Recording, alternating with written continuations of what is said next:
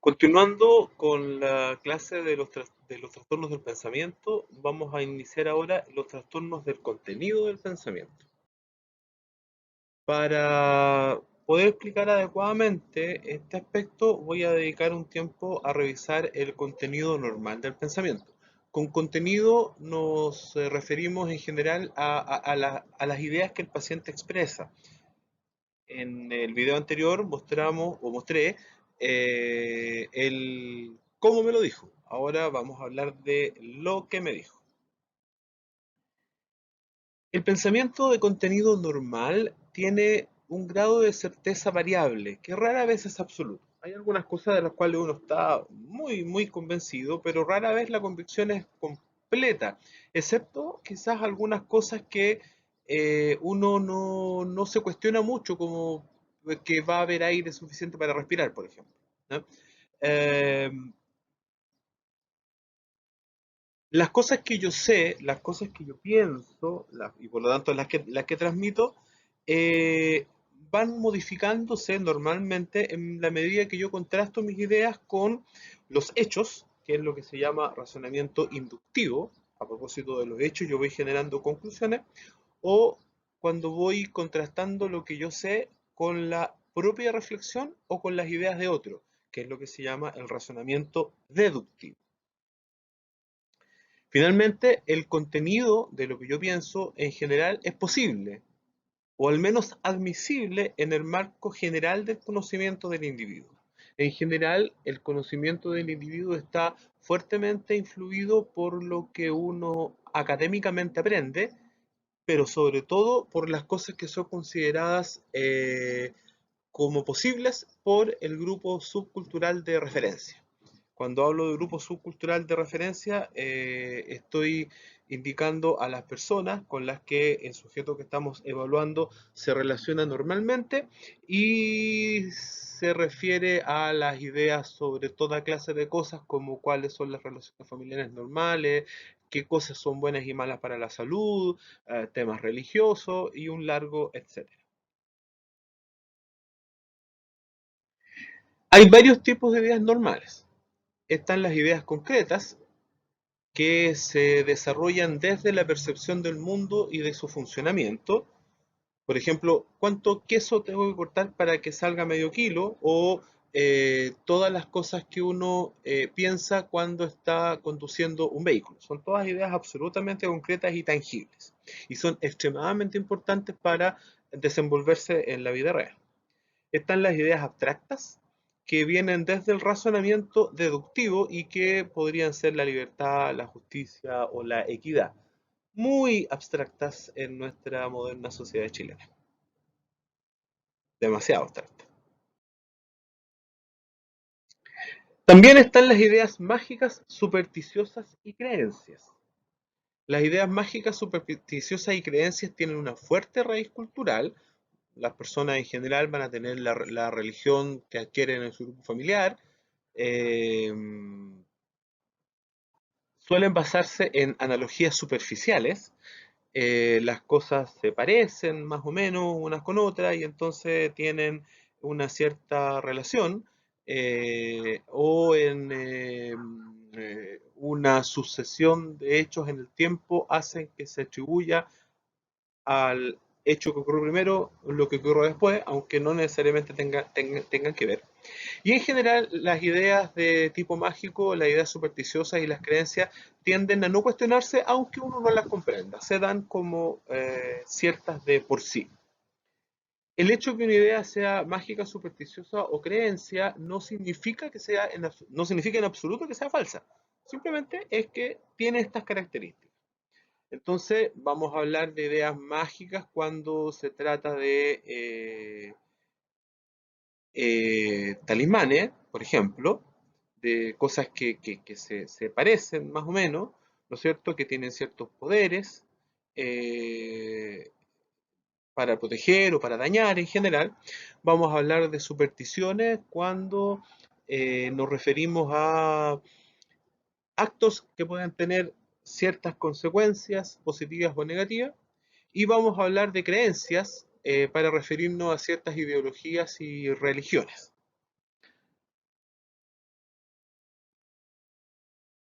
Hay otro tipo de ideas que son las ideas intuitivas que aparecen muchas veces como convicciones en el curso del pensamiento consciente, pero que provienen de la elaboración inconsciente de material que no necesariamente uno eh, tiene en la conciencia. Entonces, es lo que a uno le pasa, por ejemplo, cuando uno está conversando con alguien y de repente tiene la sensación de que le están mintiendo. Y no es solo porque la persona se contradiga en lo que dice, sino que hay una evaluación preconsciente que uno hace de la manera de expresarse del otro que lo hace pensar y ponerse en una posición más cautelosa. Siempre dentro de las ideas normales, pero ya en el extremo, pasándose a ideas anormales, tenemos las ideas sobrevaloradas. Las ideas sobrevaloradas, para empezar, provienen de un estado emocional particular, generalmente un estado emocional intenso, por ejemplo, eso, ¿de acuerdo? Y o pueden provenir de un rasgo de la personalidad. La persona tiene algún rasgo muy intenso, alguna convicción muy profunda, y entonces emite ideas como esa, ¿de acuerdo? Y estas ideas suelen tener un alto grado de convicción. Suelen, la persona suele estar muy convencida de que la idea es real, más convencida de que con una idea normal. Entonces, uno puede ver cómo las personas sostienen de manera como verdad obvia algunas afirmaciones extrañas. El ejemplo a continuación viene de una historia de una paciente que me contó que cuando era niñita sufrió un abuso sexual con unas tocaciones por parte de un familiar y ella en algún momento decide contarle a su madre que había pasado eso y la mamá antes de eso siempre le decía mi angelito, mi niñita y la regaloneaba, qué sé yo, y después que le contó, mi paciente nunca dudó que la mamá le creyera el relato. Sin embargo, la mamá después de eso la acurrucó, la acarició y le dijo, tú ya no eres mi angelito. ¿De acuerdo? Estas ideas sobrevaloradas son vividas como verdades absolutas. ¿No? Si uno intenta contradecir a la persona, en general no logra convencerla, pero además genera algún tipo de reacción emocional, como por ejemplo que se enoje. Todos sabemos que las rabias no producen infartos. Los infartos son producidos por un fenómeno que tiene que ver con la coagulación en una placa de ateroma inestable, en fin. Y tienen gran impacto en la conducta y en el desarrollo de esa persona hacia el futuro. Entonces, uno puede ver gente que actúa movido por ciertas ideas sobrevaloradas.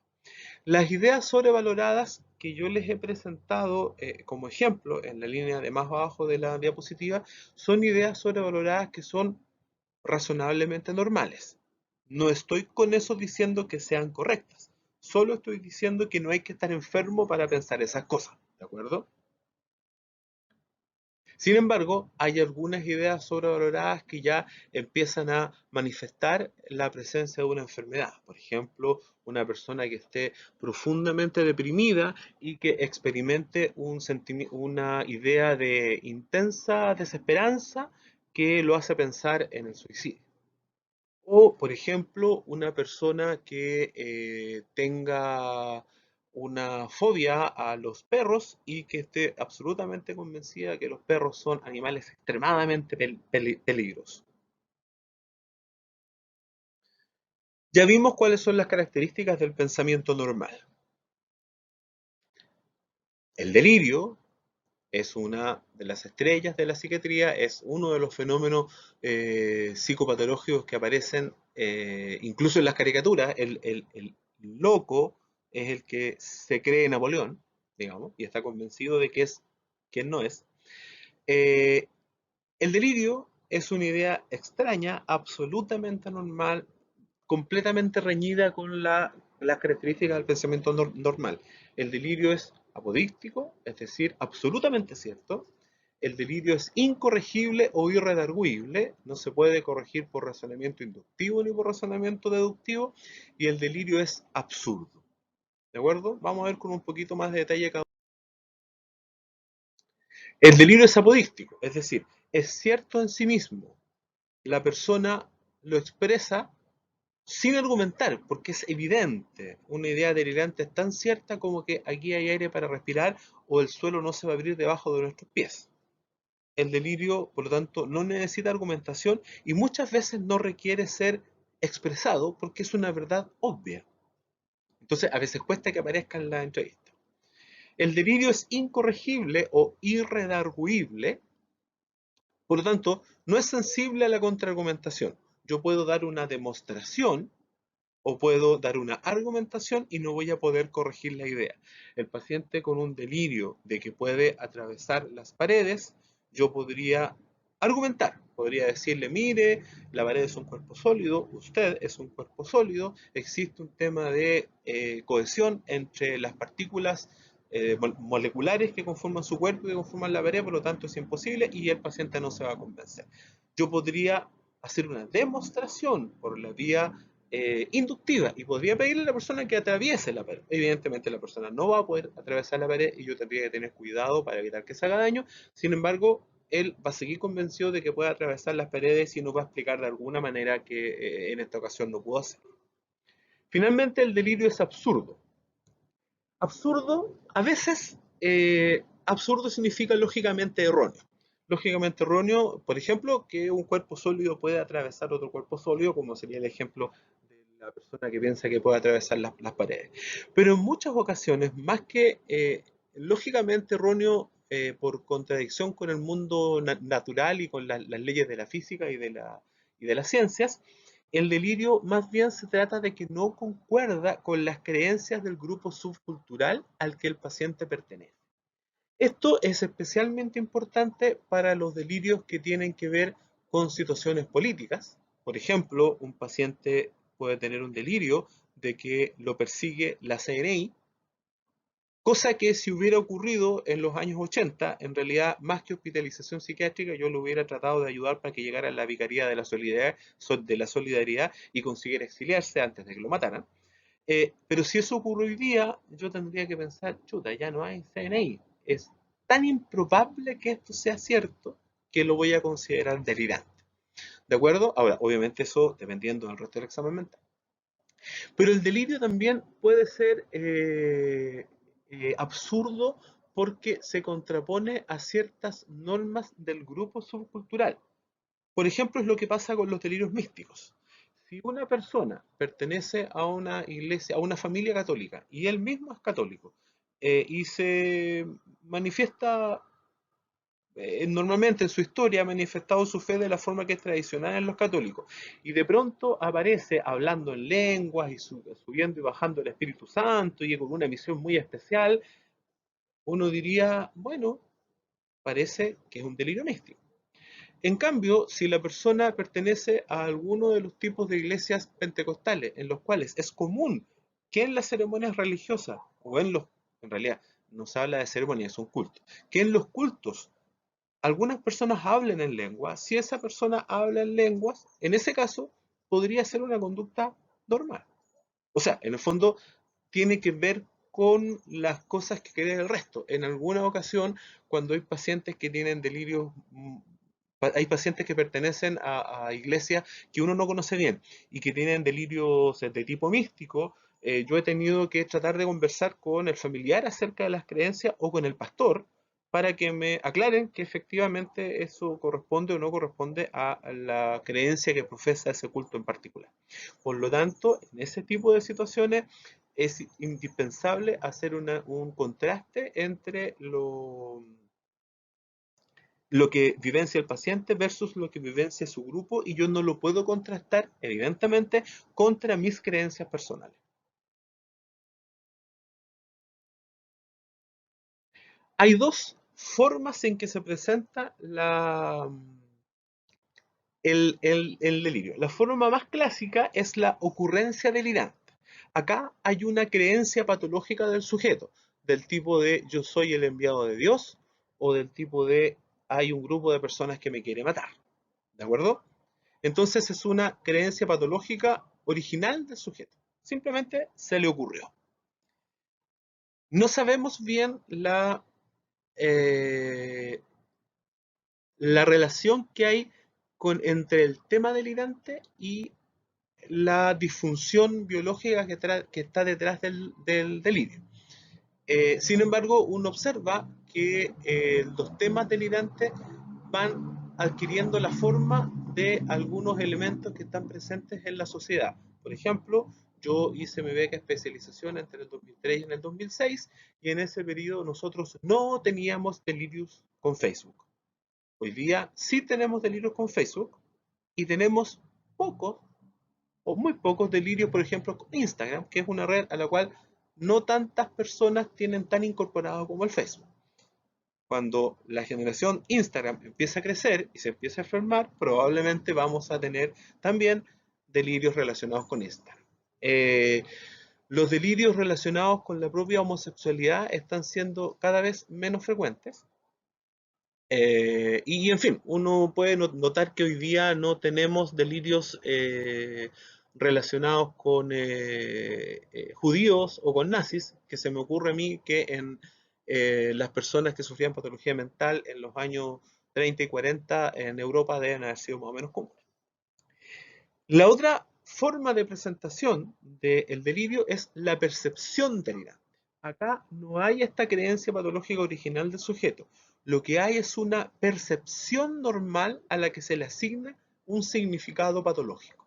Es decir, yo puedo ver que detrás mío hay un cactus, y es un cactus, y cualquier persona normal va a decir, bueno, a la gente la persona que es dueña de este jardín le deben gustar los cactus y los puso con unas piedritas, qué sé yo, pero un paciente delirante podría decir, ah, ese cactus significa que yo soy homosexual. Y, o que significa que la persona puso ese cactus ahí para que quede claro que ella piensa que yo soy homosexual, porque me quiere ofender. ¿Me entiendes? Entonces, ¿qué tiene que ver el cactus con eso? Nada, pero la persona le asigna un significado absolutamente anormal a un cactus que efectivamente existe. Es sumamente importante distinguir la percepción delirante, que es una percepción real con la asignación de significado patológico, de una alucinación, donde la percepción no es normal. ¿Ya?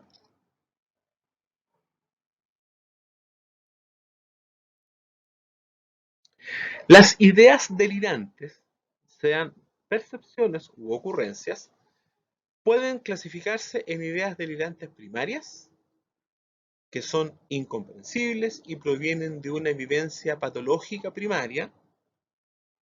Pueden ser percepciones delirantes u ocurrencias delirantes y son las que vemos fundamentalmente en esquizofrenia.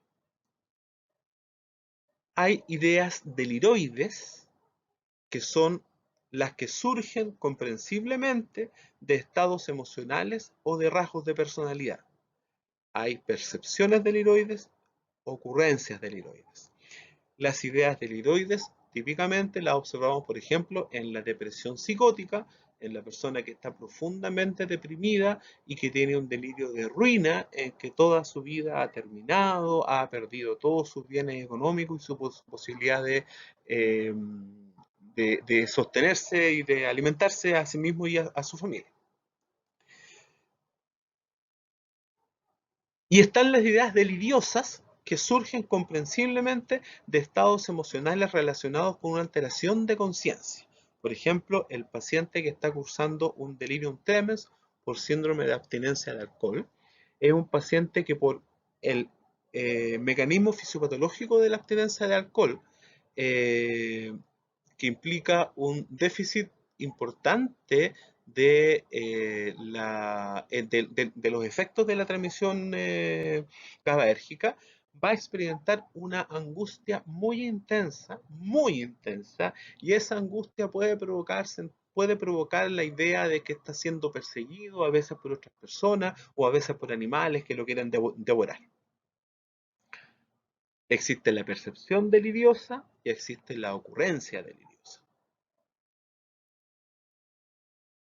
El delirio se relaciona con la realidad.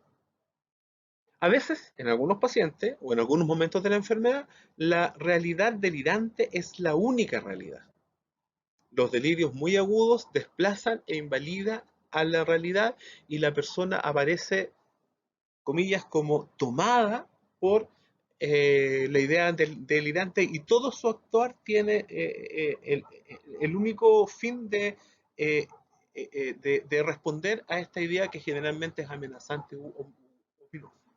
Digamos que si uno considerara que tal vez que el delirio fuera real, obviamente si yo estoy pensando y estoy convencido de que hay un grupo de personas que me está buscando para matarme en este momento, probablemente todo el resto quedaría en un segundo o tercer plano, porque lo más importante siempre es salvar la vida. En otras personas o en otros momentos de la enfermedad, el delirio y la realidad coexisten. Se habla de doble orientación en que la persona logra tener una interacción con la realidad, logra funcionar más o menos bien o bien con las cosas reales, puede tomar micro, administrar su dinero, en fin, pero tiene otra parte de sí mismo que está más centrada en la idea delirante. Finalmente, el delirio y la realidad en algunos pacientes o en ciertos momentos de la evolución del paciente pueden confluir y entonces aparece la confusión, la angustia y la perplejidad. Esto uno lo puede observar, por ejemplo, en los estadios muy iniciales de la esquizofrenia, en que aparece la perplejidad y el temple delirante, que es una situación en que la persona está considerando que algo muy malo ocurre. Está todo un poco distinto, pero nada muy específico. No es que haya cambiado el color o la forma de las hojas de los árboles, ni que las cosas estén de otra manera, pero sin embargo tiene toda una sombra de amenaza, algo muy malo va a pasar, pero no se sabe qué. Ese estado precoz, por ejemplo, podría ser un estado en que el delirio y la realidad confluyen.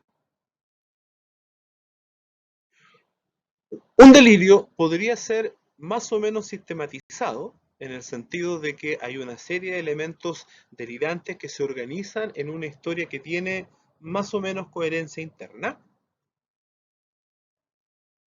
y pudiera estar más o menos encapsulado. Es decir, la idea delirante está presente pero incide poco o nada en la vida cotidiana del paciente. Un delirio muy sistematizado va a significar que hay una historia completa del paciente donde hay muchos elementos que generan una historia que tiene todo un sentido, que es imposible, pero que tiene un sentido. Un delirio muy poco o nada sistematizado significa que aparecen ideas delirantes más o menos sueltas, que no tienen mucho que ver una cosa con la otra y que no forman esta historia. Lo mismo en el caso de lo encapsulado, el delirio podría estar un poco más o menos encapsulado, donde está más o menos claramente separado de la realidad externa, o podría estar muy encapsulado en que el delirio está completamente aparte de la realidad externa y el paciente tiene un funcionamiento bastante normal o casi 100% normal. El funcionamiento me refiero a las actividades cotidianas de cada día. Lo importante psicopatológicamente hablando y con fin de que ustedes puedan reconocer el enfermar psiquiátrico, lo importante es que ustedes logren distinguir que una persona está presentando una idea delirante y además que logren distinguir si es delirante, deliroide o deliriosa.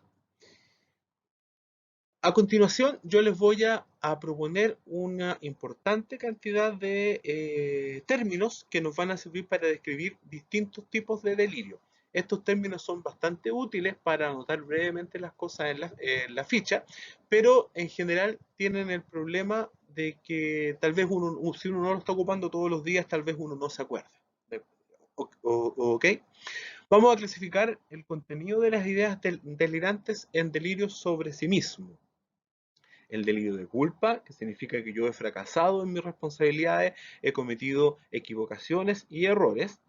Obviamente, para que sea delirio, este pensamiento tiene que ser absolutamente erróneo y desproporcionado respecto de la realidad.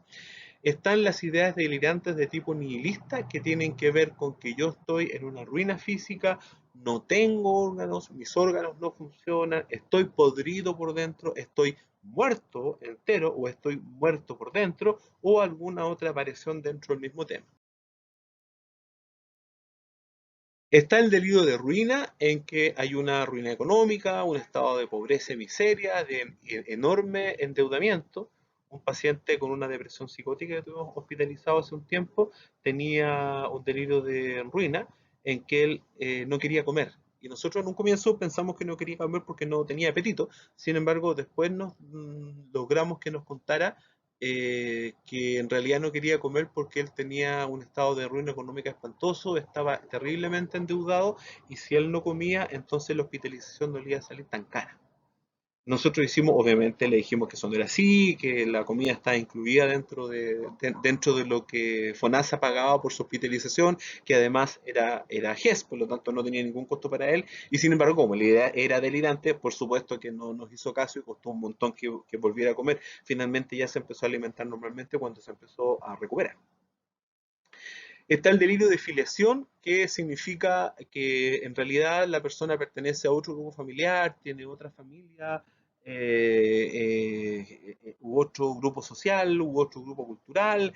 Muchas veces estas ideas son grandiosas y son familias que son grandes artistas o que son grandes millonarios y que viven en otros países más desarrollados que este.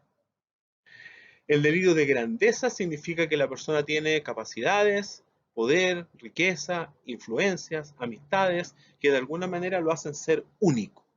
Generalmente es uno mismo el que tiene todas estas capacidades, pero a veces es tener algún amigo muy poderoso. Yo tengo una paciente delirante actualmente que tiene toda una serie de fantasías delirantes respecto de delirios de grandeza respecto de los Lucic, de que los hermanos Lucic la protegen y los hermanos Lucic le regalan cosas y le regalaron su vivienda, en fin. ¿Ya? A este respecto, con frecuencia se distingue la megalomanía, que son ideas eh, megalomaníacas, valga la redundancia, o de grandeza, que podrían ser, por ejemplo, que yo pensara que soy el mejor psiquiatra del mundo y que todos me escriban para que yo les diga qué hacer con sus pacientes, en fin. Y está la megalomanía fantástica, que se pasa absolutamente de cualquier posibilidad. Un paciente mío tenía algo que él mismo llamaba delirio anticomunista y contaba que él, contaba muy orgulloso que él había tenido una batalla contra los comunistas del mundo y que en los cerros de Placilla él había matado a 12.000 millones de comunistas. 12.000 millones. Después están los delirios místicos, donde hay dioses, demonios, ángeles, santos, misiones trascendentes relacionadas con la salvación o la condenación. Las descripciones clásicas en nuestra cultura aluden mucho a la mitología cristiana y especialmente católica. Ahora hemos visto en este último tiempo unos delirios que nosotros por reírnos, por favor, esto no es una terminología correcta, pero por reírnos le llamamos delirios pachamámicos, que tienen que ver con alguna cosa con respecto de la madre tierra, de la naturaleza divinificada. ¿Ah? Había un paciente que se inducía vómitos y nosotros no sabemos bien por qué se inducía vómitos hasta que nos contó que él tenía un gran amor por la tierra, por la luna, por el mar y por el cielo y que él quería que compartieran su comida porque cómo iba a ser que él nomás recibiera la comida que era tan importante para la salud. Entonces él compartía a través del vómito, compartía con la tierra, compartía con la luna sus alimentos y tenía toda una cuestión así como que termina siendo místico, pero místico de una forma que no incluye dioses, demonios, ángeles ni a la Virgen María, como era lo clásico en nuestro medio cultural hasta hace un tiempo. Están los delirios de control o influencia, perdón, donde hay una fuerza extraña que influye o controla el pensamiento, llegando a que sus pensamientos y sus actos aparecen como hechos por otros. Por ejemplo, tuvimos un caso en que estábamos haciendo nuestras cosas en la sala y llega un paciente muy preocupado y apurado diciendo que le habían pegado un puñete a Pedrito, por decir, ¿ah? El nombre inventado, por supuesto. Partimos todos para allá para ver a quién le habían pegado el puñete y Pedrito nos dijo que efectivamente él le había pegado un puñete, pero el que se lo pegó fue el mismo que vino a acusar. Entonces era una situación un poco rara hasta que en entrevista el paciente que había venido a acusar nos dijo que había sido él que le había pegado el puñete a Pedrito con su mano. ¿De acuerdo? Entonces había un delirio de control e influencia. Hay otros delirios que tienen que ver con el entorno. Está la desrealización o temple delirante, que es esta situación que les explicaba antes yo, que ocurre al comienzo del delirio, en que el paciente piensa y percibe que el entorno está raro, que ha cambiado. El cambio es evidente, pero muy vago, muy impreciso, y aparece el entorno lleno de señales muy sutiles que son importantes, son ominosas, pero en realidad no se sabe qué es lo que pueden significar.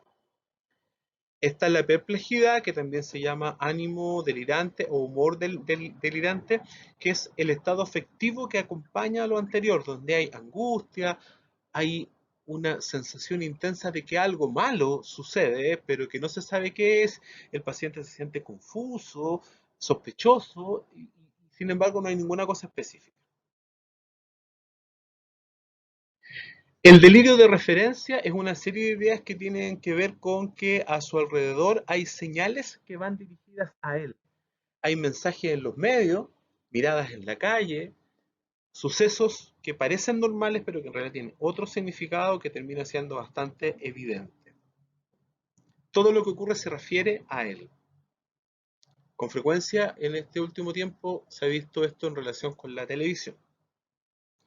El delirio ya de persecución significa que hay una confabulación en contra del paciente, en que hay un grupo más definido o menos definido de personas que lo siguen en la calle, que lo hostilizan, que le gritan cosas, que lo amenazan de manera evidente o de manera velada.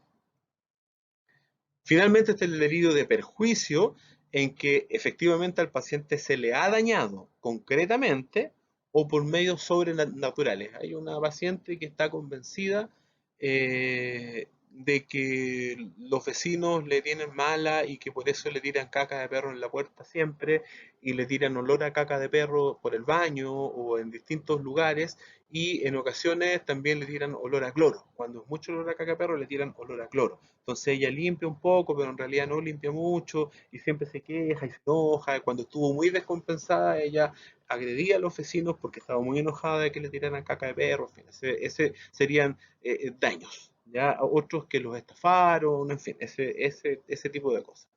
Todas estas ideas de referencia, de persecución y de perjuicio se pueden englobar en un concepto más amplio, que es el delirio paranoide o paranoico. Está el delirio de celos o celotipia, donde hay eventos intrascendentes que son prueba clara de que la pareja le es fiel. Acá, evidentemente, es difícil en este tipo de delirio saber,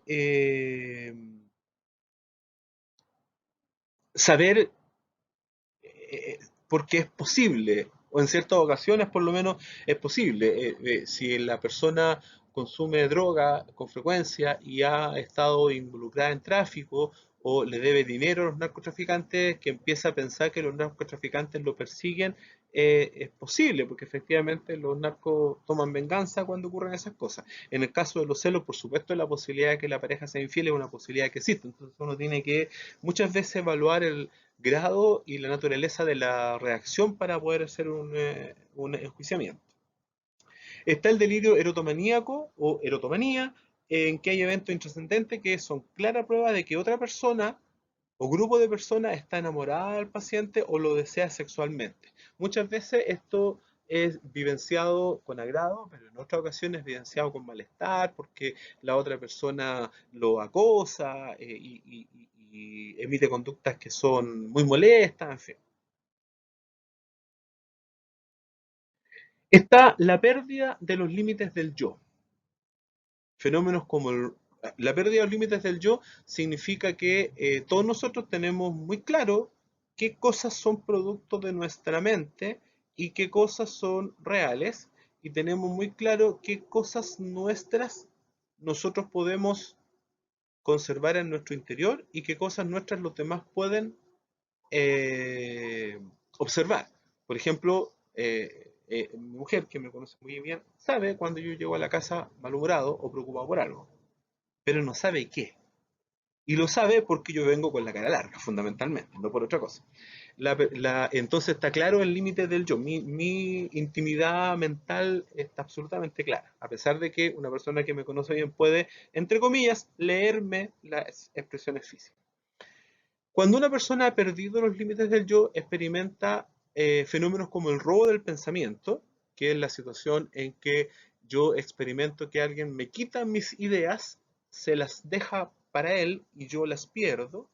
La inserción del pensamiento, que es la sensación de que aparecen en mi mente ideas que no son mis ocurrencias, sino que son insertadas por otra persona en mi cerebro.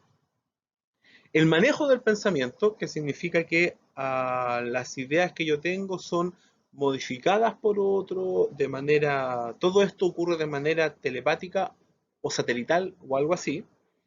Está la difusión del pensamiento, que es una sensación tremendamente incómoda de que las cosas que yo pienso son, comillas, escuchadas o percibidas por la demás gente que está a mi alrededor. Está derechamente la lectura del pensamiento, en que hay otra persona que puede enterarse de las cosas que yo estoy pensando sin que yo las diga, por supuesto. Todos estos fenómenos requieren que exista alguna forma de comunicación mental que podría ser algún tipo de telepatía u otro.